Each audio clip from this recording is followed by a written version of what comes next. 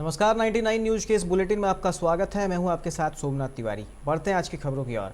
BCCL के Loyabad area 5 के Vasudevpur colliery के संजय उद्योग आउटसोर्सिंग माइंस में मंगलवार से ही भारी मात्रा में गैस रिसाव हो रहा है। गैस रिसाव से स्थानीय लोगों में अफरा तफरी का माहौल बना हुआ है। बीसीसीएल प्रबंधन मंगलवार से ही उक्त स्थल की भराई का काम कर रहा है। बावजूद इसके गैस रिसाव कम नहीं हो रहा है। वहीं स्थानीय लोगों की माने तो बीसीसीएल प्रबंधक उक्त स्थल पर भराई का काम कर रही है ताकि गैस रिसाव को बंद किया जा सके।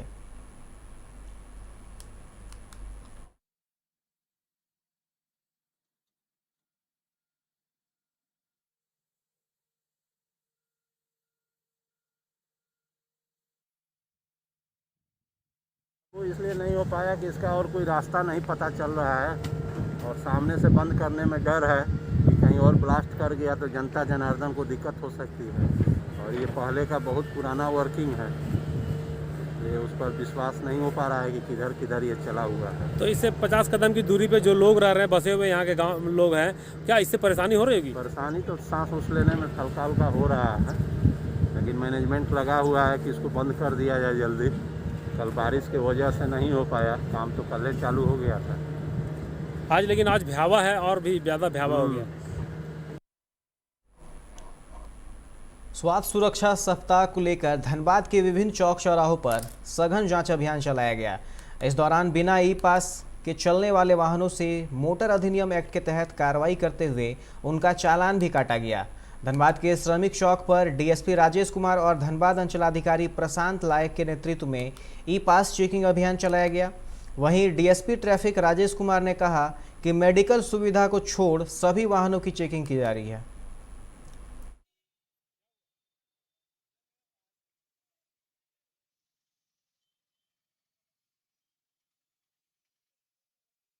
सुरक्षा दिवस जो मनाया जा रहा है सरकार के माध्यम से, इसमें जिनको सरकार का जो दिशा निर्देश है, उस दिशा निर्देश का हम लोग रोड में यातायात के संबंध में जो दिशा निर्देश सरकार ने दिया है उसका अनुपालन के लिए हम लोग चेकिंग अभियान जारी किए हैं।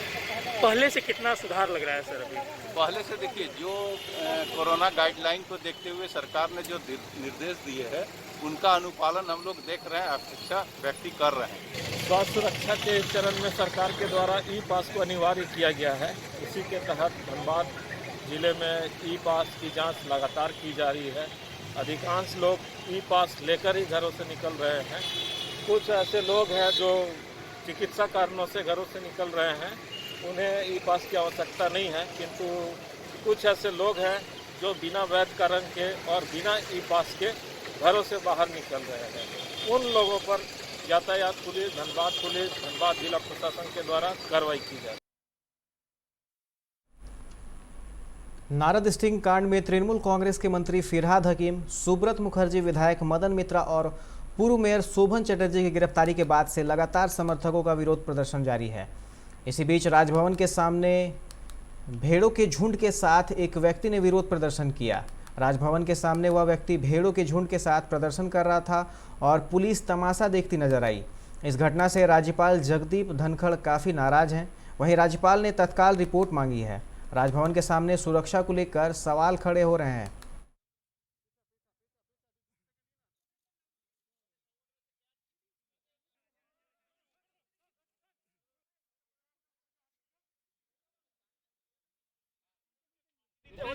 আজকে দেখুন এই সময় আমরা কেন কি করে নিয়ে আসবো, আমরা কি করে তো কেন এই প্রতিবাদ আপনাদের এই ভেড়া নিয়ে? প্রতিবাদ হচ্ছে যেখানে ভেড়ার জায়গা সেখানেই তো ভেড়া আনতে হবে, তাছাড়া ভেড়া আমি কি করে অন্য জায়গায় কেন নিয়ে যাবো? স্লোগানটা কি? স্লোগান হচ্ছে রাজ্য পাল্লা ভেড়ার পাল, এটাই স্লোগান। আজকে सरायकेला के ईचागढ़ और कुकड़ू प्रखंड क्षेत्र में जंगली हाथियों का आतंक थमने का नाम नहीं ले रहा है। आए दिन जंगली हाथी लोगों के घर, खेत में लगे फसलों और जान माल की क्षति पहुंचा रहे हैं। बीते रात झुंड से बिछड़े एक जंगली हाथी ने कुकड़ू प्रखंड क्षेत्र के तिरुलडी कोयरी टोला में कई लोगों के घरों को तोड़कर क्षतिग्रस्त कर दिया। उस वक्त लोग अपने घरों में सोए हुए थे। लोगों ने किसी तरह से अपनी जान बचाई। इसके बाद हाथी ने तिरुलडी के ही सिमला टाण में खेतों में लगे सब्जियों को रौंदकर बर्बाद कर दिया।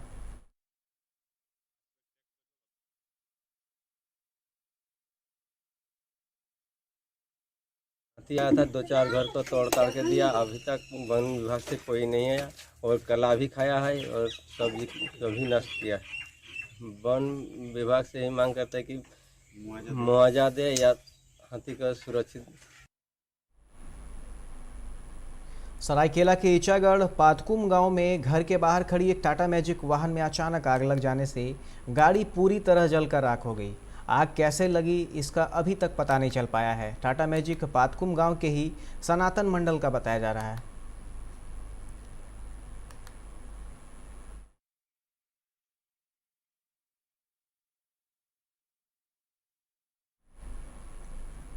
देश में कोरोना की दूसरी लहर के दौरान मौतों का आंकड़ा लगातार बढ़ता जा रहा है। बीते दिन रिकॉर्ड 4,525 लोगों की महामारी की वजह से जान गई। यह देश में कोरोना से एक दिन में हुई मौतों का सबसे बड़ा आंकड़ा है। इससे पहले सोमवार को 4,334 मौतें हुई थी। हालांकि देश के नए मामलों के आंकड़े जरूर राहत देने वाले हैं। बीते दिन कोरोना के 2,67,044 नए केस सामने आए हैं। वहीं 3,89,566 लोग ठीक भी हुए हैं।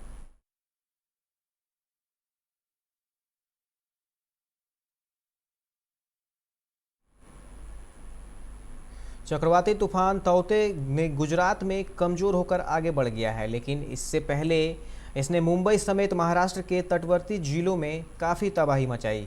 इस बीच मुंबई के समुद्र में फंसे 4 जहाज़ों पर सवार 713 लोगों में से 620 लोगों को रेस्क्यू कर लिया गया है।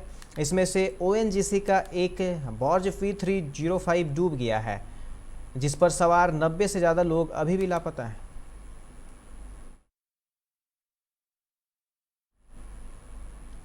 प्रधानमंत्री नरेंद्र मोदी आज गुजरात के चक्रवात तौकते से प्रभावित क्षेत्रों का हवाई निरीक्षण करेंगे।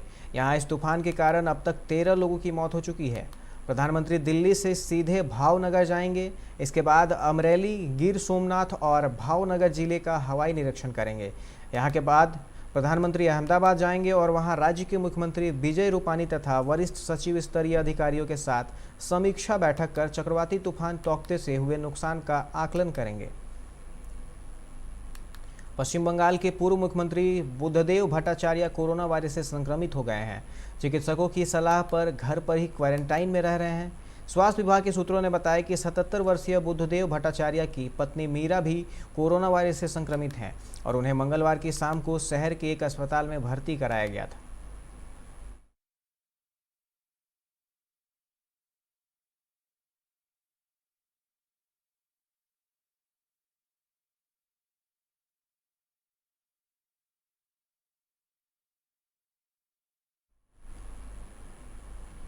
तौते तूफान की तबाही को अभी तक देश नहीं भूला पाया है। इस बीच भारतीय मौसम विज्ञान ने एक और तूफान की चेतावनी जारी की है। मौसम विभाग ने चेतावनी दी है कि बंगाल के पूर्व मध्य खाड़ी के ऊपर एक कम दबाव का क्षेत्र बनने की संभावना है। इसके कारण यहां पर 23 से 24 को जोरदार बारिश होगी। इसके अलावा मौसम विज्ञान विभाग ने चेतावनी जारी करते हुए कहा है कि 19 मई को उत्तर भारत के कई राज्यों में जोरदार बारिश हो सकती है।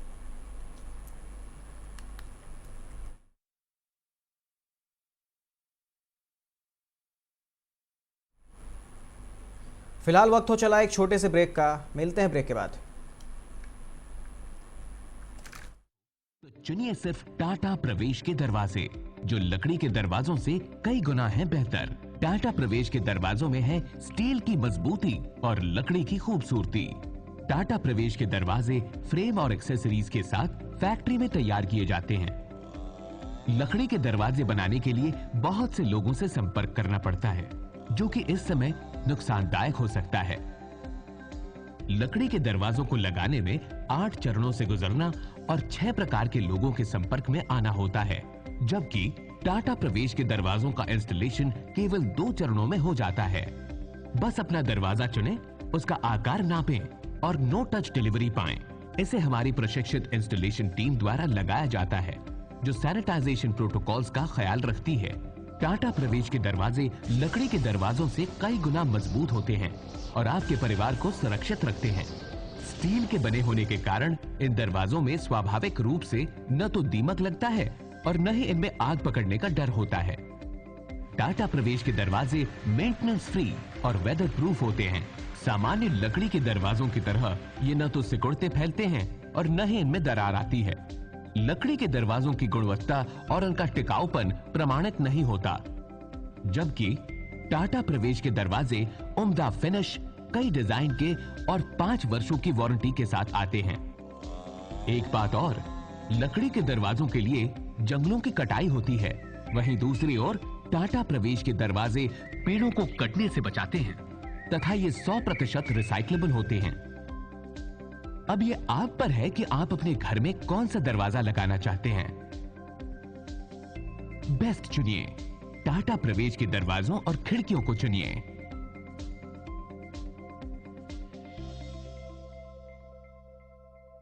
Authorised distributor Shri Ram sales, GT road, Govindpur, Dhanbad.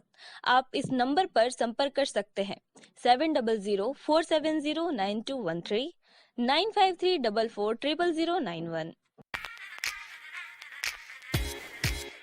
Hey, I'm sexy Mr. Brown, a prince who's just been crowned. I can brighten up your day, 'cause I'm so sunny. Hey, I'm sexy Mr. Brown, heading out to town. You can hate me all the way, 'cause I got my honey. And that's not funny, my honey makes me sing all night.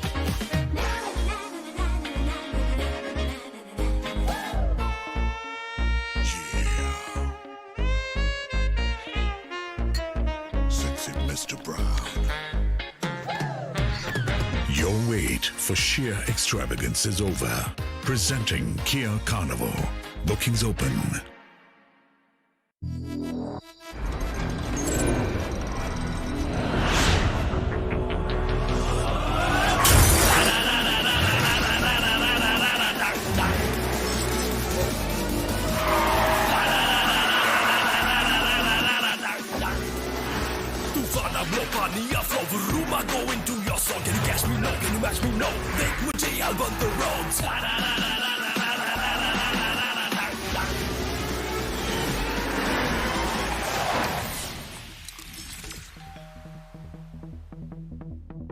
Hi. You're early. I know. XUV 300. Authorised dealer, Model Fuels, Dhanbad, Bokaro, Giridih. आप इस number पर संपर्क कर सकते हैं 8929207235, 8929207236, 9711355896। जय TMT, भरोसा अटूट एवं सुरक्षित निर्माण का।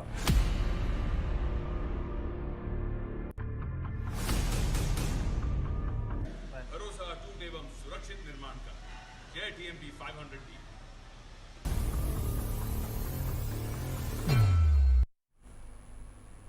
ब्रेक के बाद आप सभी का स्वागत है। रुक करते हैं अगली खबर की ओर। बिहार में 1,35,130 लोगों की जांच हुई। इनमें से 6,286 ही पॉजिटिव आए हैं। यह आंकड़ा पिछले दिनों से आधे से भी अधिक कम है। पटना में 1,000 से कम नए मामले आए हैं। इसमें एक्टिव मामलों में भी कमी आ रही है। रिकवरी रेट भी अब बढ़कर 89.65% पहुँच गई है। एक दिन में 11,174 लोग कोरोना को मात देकर स्वस्थ भी हुए हैं।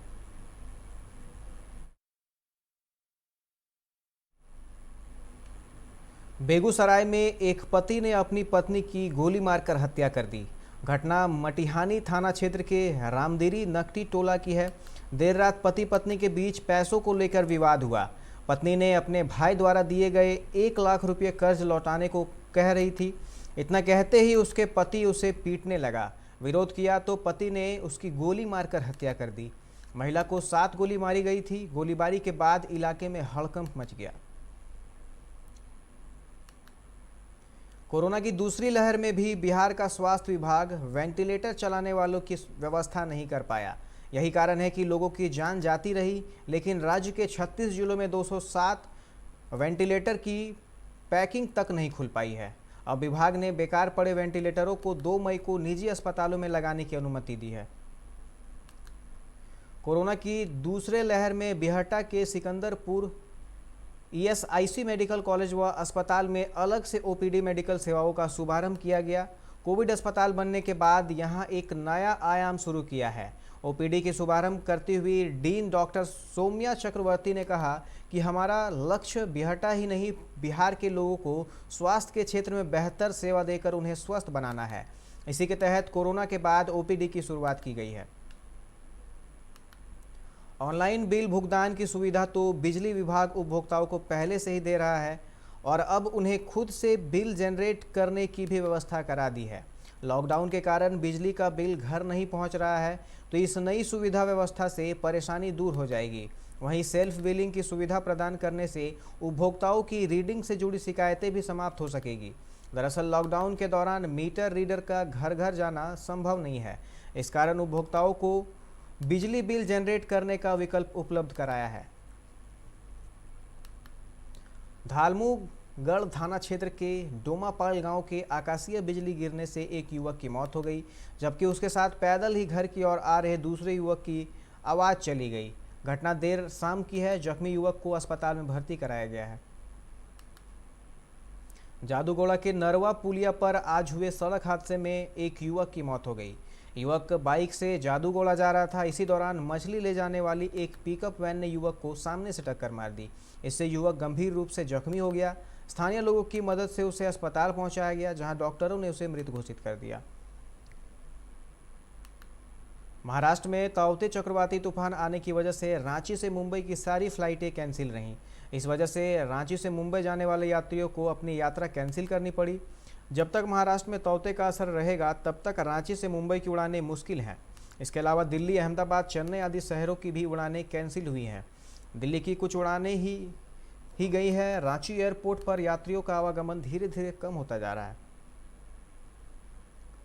अभी के इस बुलेटिन में फिलहाल इतना ही। तमाम खबरों के लिए आप देखते रहना 99 न्यूज़। नमस्कार।